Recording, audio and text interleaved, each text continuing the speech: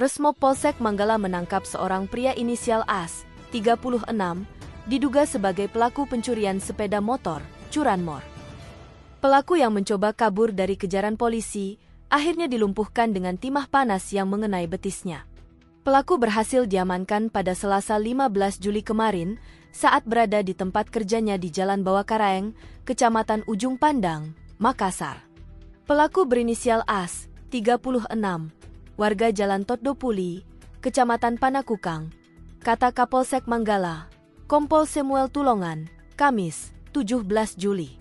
Samuel mengatakan bahwa pengungkapan aksi pencurian itu berawal dari laporan korban yang mengaku kehilangan motor pada 19 Maret lalu di depan sebuah ruko, Jalan Todopuli Raya Timur.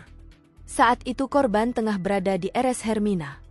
Motor yang hilang adalah Yamaha NMAX dengan nilai kerugian mencapai 35,6 juta rupiah, ungkapnya.